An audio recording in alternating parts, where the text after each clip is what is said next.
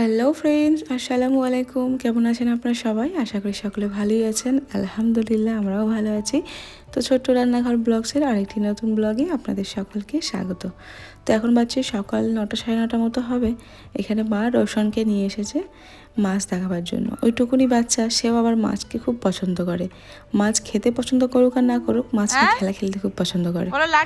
তো রোশন আর কেউ নেই, রোশন হচ্ছে আমার দেওরের বা সিদ্ধার এখানে চাচুর ছেলে।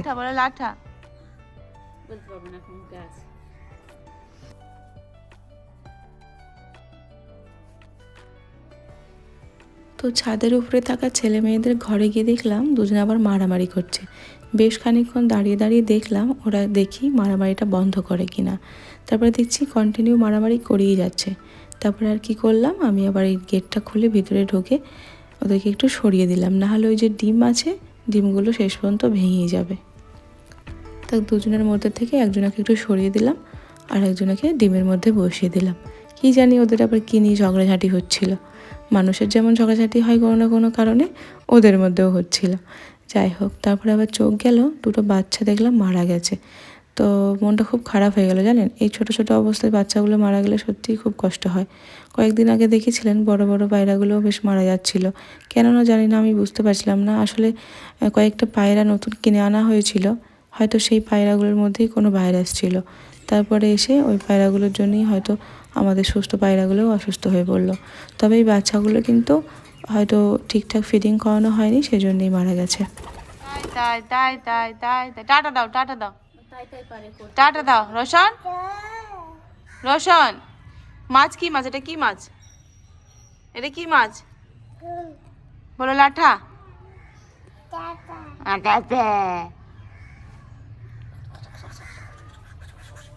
তো প্রায় 10টা 10:30 তো বেজেই গেছে। চলুন তাহলে রান্নাবান্নাগুলো স্টার্ট করে দিই।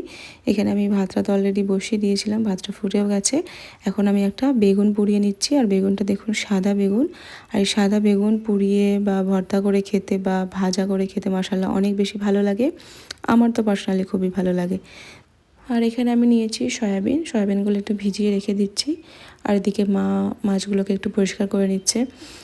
তো সয়াবিন দিয়ে আমি ভাবছিলাম একটু কুমড়ো দিয়ে রান্না করে দেবো। মাছ রান্না হলে ছেলেমেয়ে আবার খেতে চায় না। তো এই যে কুমড়ো আছে, গাজর, টমেটো, লাউ আছে, বাঁধাকপি আছে, আর শিম আছে, পেঁয়াজ কলি আছে, ফুলকপি, অনেক রকমের সবজি আছে। যাই হোক, মা আজকে রান্নাবান্না করবে, আজকে আমি রান্নাটা করব না। আমি আজকে যাব শ্বশুরকে একটু ডাক্তারের কাছে নিয়ে, ওনার একটু কাশি হচ্ছে।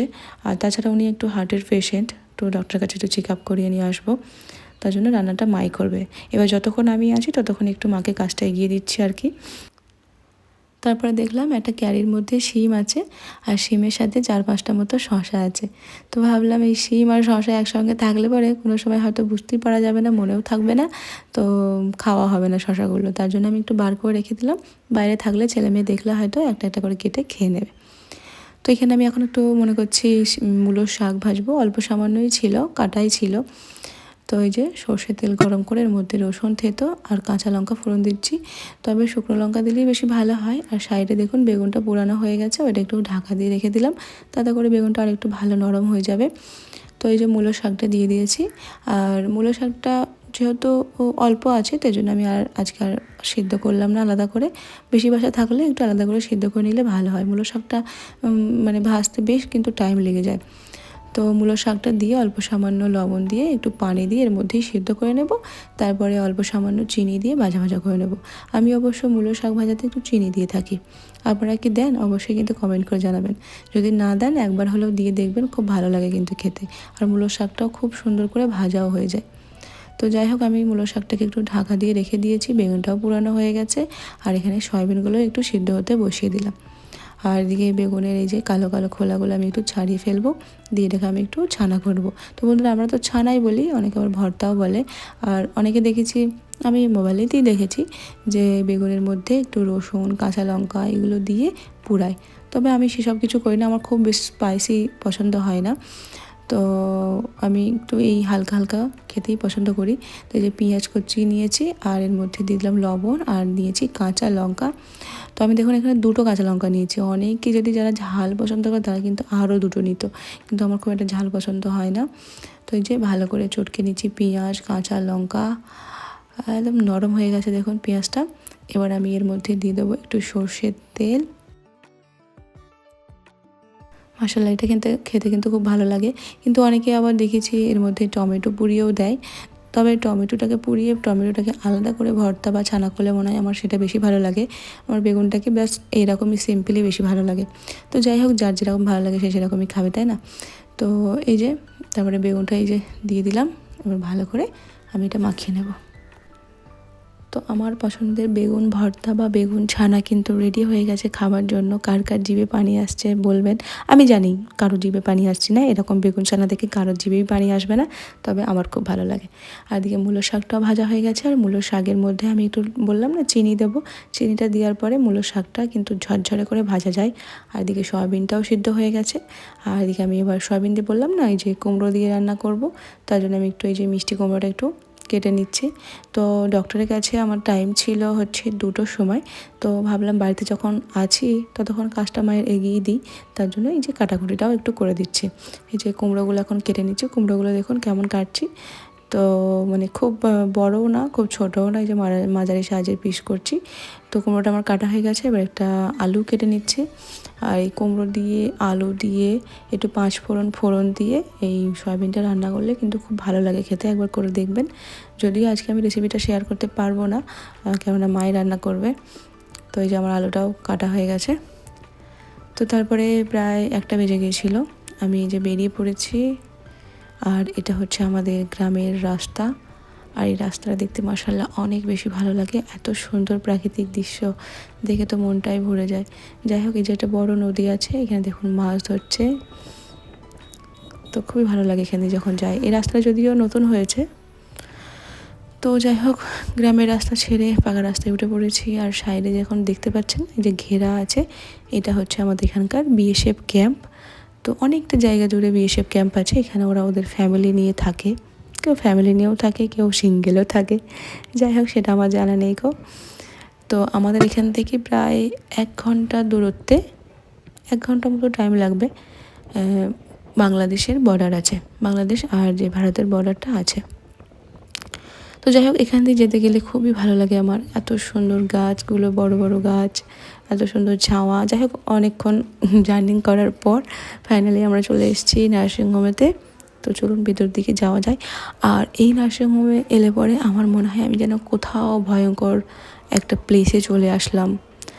দেখুন, এটা নার্সিংহোম মনে হচ্ছে, যেন মনে হচ্ছে কোনো ভয়ঙ্কর বাড়ি। তো যাই হোক, এখানেই ডাক্তারবাবু বসেন, এখানেই তার চেম্বার, এখানেই তিনি অপারেশন করে। তো যাই হোক, আমার শ্বশুরের বা আমার আব্বার এখানে অপারেশন হয়নি। আমার শ্বশুরের অপারেশন হয়েছিল কলকাতা দিশান হসপিটালে। তবে ডাক্তারবাবু এখানে চেম্বার করেন যেহেতু, তাই জন্য আমি এখানে চেক আপে নিয়ে আসি। তো এই যে ডাক্তারবাবু চলে এসছে, কিছুক্ষণ ওয়েট করার পর ডাক্তারবাবু এখন দেখছে। তো ফাইনালি আমাদের দেখাশোনা হয়ে গেছে। এখন চলুন গুটি গুটি পায়ে বাড়ির দিকে যাওয়া যাক। তো এই যে হসপিটালের বাইরের দৃশ্যটা। তো আমরা এসেছিলাম টোটো করে, এই যে আমাদের টোটো। চলুন তাহলে টোটোয় উঠে পড়ি। তো আসতে আমাদের 40 মিনিট মতো টাইম লাগে বাড়ির থেকে।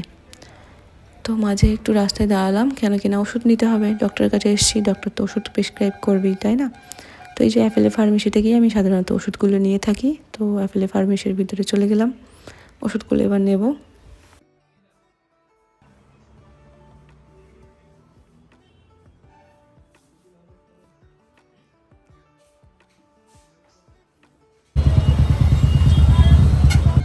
তো যাই হোক, ওষুধ নেওয়ার পর এবার আমরা বাড়ির দিকে যাব। রাস্তায় এত বেশি জ্যাম যে কি বলবো। তো মানুষ এখন দেখছে হাঁটা চলা বন্ধ করে দিয়ে বেশিরভাগ এই টোটো, মোটর সাইকেল মানে এইসব গাড়িতে উপরেই ডিপেন্ডেন্ট বেশি হয়ে যাচ্ছে, যার জন্য রাস্তায় এত বেশি ভিড়। তো যাই হোক, আমাদের বাড়ি পৌঁছাতে প্রায় 3:30 মতো বেজে গিয়েছিল। তো ছেলে মেয়েকে তো বোনই স্কুল থেকে বাড়ি নিয়ে এসেছিলো, আমার আর যাওয়া হয়নি। তো ছেলের তো ছুটি হয় 1টার সময় আর মেয়ে ছুটি হয় 3টের সময়। তো আমি বাড়ি আসলাম 3:30টায়। তো আমি আর কি করে যাবো ওদেরকে আনতে। আর এখন হচ্ছে সন্ধ্যাবেলায় একটু ওই যে চা বসালাম, চা খাবো একটু ভাবলাম। আর ছেলে মেয়ে গেছে টিউশন থেকে এসেই বলবে মা কি বানিয়েছেন দিন। তো ওদের আসার আগেই ভাবছি একটু আমি গাজরের পায়েস বানাবো। তো যে কড়াইয়ের মধ্যে দুধটা গরম করতে বসিয়ে দিয়েছি, অলরেডি গরম হয়েই গেছে। আর এখানে আমি নিয়েছি গোবিন্দভোগ চাল 1 কাপ মতো। চালটা একটু ধুয়ে নিচ্ছি, একটু ভিজিয়ে রাখলে ভালো হতো, তবে টাইম আর কোথায়। তো যাই হোক, এই যে চালটাকে একটু মিক্সি জারের মধ্যে দিয়ে অল্প সামান্য পানি দিয়ে আমি একটু ঘুরিয়ে নেবো। আর এই গোবিন্দভোগ চাল দিয়ে পোলাও বানালে, খিচুড়ি বানালে আর পায়েস তো আছেই, আমার কিন্তু খুবই ভালো লাগে খেতে। গোবিন্দভোগ চালের ফ্লেভারটাই এত সুন্দর যে ভালো লাগবেই। তো যাই হোক, এই যে ঘুরিয়ে নিলাম, একটু মিক্সি জারেতে দিয়ে দিলাম দুধের মধ্যে, আর অল্প সামান্য দিয়ে দিলাম লবণ, একটু নাড়াচাড়া করে নিচ্ছে। আর যেহেতু বললাম গাজর দেবো, তার জন্য যে আমি গাজর নিয়েছি আর এখানে একটা গ্রেটার নিয়েছি। এই যে বড় বড় ছিদ্রযুক্ত গ্রেটারের যে দিকটা ছিদ্রটা মানে বড় বড় আছে আর কি, সেই দিকটা দিয়ে গাজরগুলোকে আমি একটু গ্রেট করে নিলাম, খুবই সুন্দর লাগছে দেখতে। এবার আর কি এই যে পায়েসের মধ্যে দিয়ে দেবো।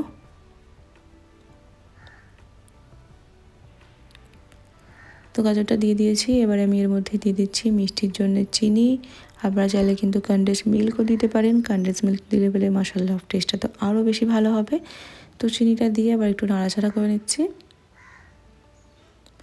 তো এটা খেতে কিন্তু বেশ ভালোই লাগবে, একবার করে অন্তত দেখতে পারেন, হয়তো বা অনেকেই করেছেন। তো যাই হোক, তারপর আমি এবার দিয়ে দিচ্ছি ড্রাই ফ্রুটস, তার মধ্যে আছে কাজু আর কিশমিশ, সুন্দর ফ্লেভারের জন্য দিয়ে দিলাম একটু এলাচ থেতো করে দিয়েছি অবশ্যই। আর এটাকে একটু শাহি ফ্লেভার যদি দিতে চান তাহলে অবশ্যই একটু অল্প সামান্য মানে হাফ চামচ মতো কেওড়া ওয়াটার দিতে পারেন, খুবই সুন্দর কিন্তু একটা শাহি ফ্লেভার আসবে। তো যাই হোক, এখানে আমার সব কিছু বয়েল হয়ে গেছে, গাজর, রাইস, বাদাম, কিশমিশ সব কিছুই। তো ফাইনালি হয়েই গেছে। আর উপর থেকে আমি দিয়ে দিলাম একটু ঘি, দেশি ঘি। তো গাজরের পায়েস আমার রেডি হয়ে গেছে। চলুন তাহলে দেখে আসি ছাদের উপরে থাকা ছেলে মেয়েগুলো আবার কি করছে। সকালবেলাতে একটু যুদ্ধযাত্রা করছিল, এখন আবার দেখি কি করছে। মাশাআল্লাহ, এই যে দেখুন কত সুন্দর ভালোবেসে বসে আছে। এই যে এই দুটো সকালবেলায় মারামারি করছিল, আর এখন দেখুন কত সুন্দর ভাব ভালোবাসা নিয়ে বসে আছে। তার মানে ওদের মধ্যে মিসআন্ডারস্ট্যান্ডিংটা ক্লিয়ার হয়ে গেছে, তাই না বলুন? তো যাই হোক, এই যে সবাই সবার মতো করে বসে আছে। আর এই দুষ্টুটাই ডোরের মধ্যে বসেছিল, আমি একটু এই যে দোলন দিচ্ছি, তো উঠছেও না, এইভাবে বসেই আছে। তো আমি একটু মজা নিচ্ছিলাম। তো যাই হোক, আর টাইম নেই, চলুন ছটফট এবার যায়, ছেলে মেয়েকে এবারে বাড়ি নিয়ে আসতে হবে টিউশন থেকে। অলরেডি 7টা বেজে গেছে। তো আজকে যাবে বোন আমার সঙ্গে, আর আজকে আমি গাড়ি চালাবো না। বোন কি বলেছি, তুই গাড়ি চালাবি, আমি ক্যামেরা ধরবো। তো এই যে বোন যে গাড়ি স্টার্ট করে দিয়েছি, ফাইনালি আমরা বেরিয়ে পড়েছি রাস্তায়। প্রথমে নেব মেয়েকে, তারপর নেব ছেলেকে, তারপরে বাড়ি যাব। তো এই যে রাস্তা দিয়ে যাচ্ছি, কত সুন্দর দোকানদানিগুলো এখনও খোলাই ছিল। আর এখানে একটা বিয়ে বাড়ি হচ্ছিলো, কত সুন্দর সাজিয়েছে দেখুন। তো মেয়ে যেখানে পড়ে সেই গলিতে আমি চলে এসেছি। বোন রাস্তাতেই দাঁড়িয়ে আছে। আর এখানে আসার পর দেখুন একটু ভুতুরে ভুতুরে মনে হচ্ছে, ভয়ঙ্কর লাগছে, যেন মনে হচ্ছে কত রাত হয়ে গেছে। এমন কিছু রাত হয়নি, মাত্র 7টাই বাজছিল কিন্তু। তো এই যে এই বাড়িটাই পড়ে মেয়ে আমার, ওকে এবার একটু ডেকে নিই।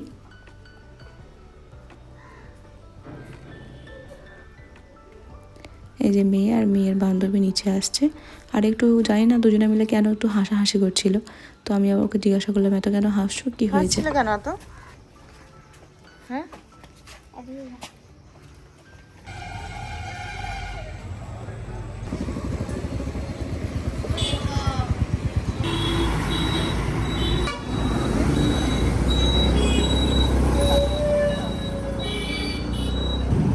ওই তো টাইম পাস।